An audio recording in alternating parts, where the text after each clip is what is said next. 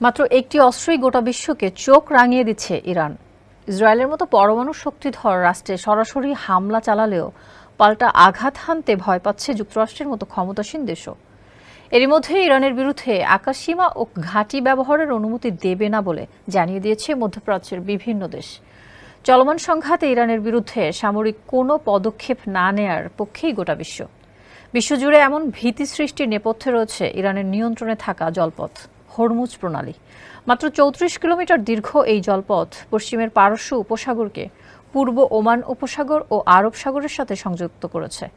একই সঙ্গে আরব উপদ্বীপ থেকে ইরানকে পৃথক করেছে এই প্রণালী।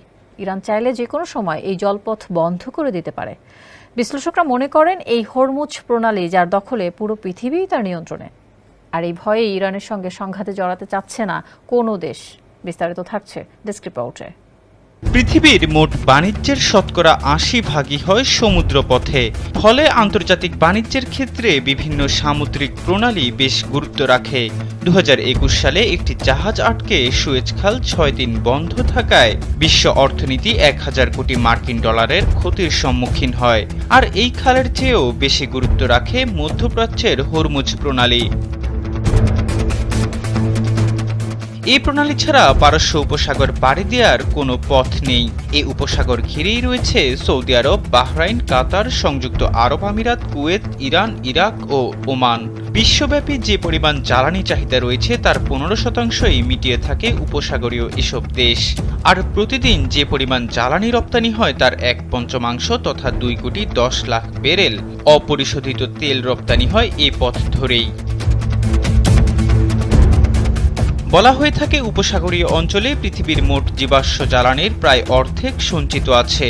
পারস্য উপসাগরের নিচে এবং উপসাগরীয় এসব দেশে পৃথিবীর মোট প্রাকৃতিক গ্যাসের ৪০% জমা রয়েছে। এসব জীবাশ্ম জ্বালানি বিশ্বব্যাপী সরবরাহ করতে পাড়ি দিতে হয় হরমুজ প্রণালী। আর এই প্রণালী হয়েই এসব জ্বালানি মধ্যপ্রাচ্য থেকে এশিয়া, ইউরোপ, আমেরিকা সহ অন্যান্য অঞ্চলে পৌঁছে যায়। ফলে এই প্রণালী যদি বন্ধ করে দেয়া হয় তবে থমকে যাবে বৈশ্বিক অর্থনীতির চাকা। পারস্য উপসাগরের জ্বালানি ছাড়া বহু দেশের অর্থনীতি হোঁচট খাবে। চীনের ৪৫% জীবাশ্ম জ্বালানি আসে হরমুজ প্রণালী হয়ে। জাপানের ক্ষেত্রে এটি ৪৮% ও দক্ষিণ কোরিয়ার ক্ষেত্রে এটি ৩০%। এমন পরিস্থিতিতে একমাত্র ইরান বাদে উপসাগরীয় প্রতিটি দেশই আমেরিকার দাসে পরিণত হয়েছে। তাই কোনোভাবেই তেহরানের হাতে এই প্রণালীর একচ্ছত্র নিয়ন্ত্রণ দিতে চায় না ওয়াশিংটন। এমনকি গুরুত্বপূর্ণ এই নৌপথ রক্ষায় উপসাগর জুড়ে গড়েছে অসংখ্য সামরিক ঘাঁটি ও স্থাপন করেছে পঞ্চম নৌবহর। মধ্যপ্রাচ্যে আমেরিকাকে ঠেকাতে দূরপাল্লার ক্ষেপণাস্ত্র সহ হাইপারসনিক ক্ষেপণাস্ত্র তৈরি করেছে ইরান।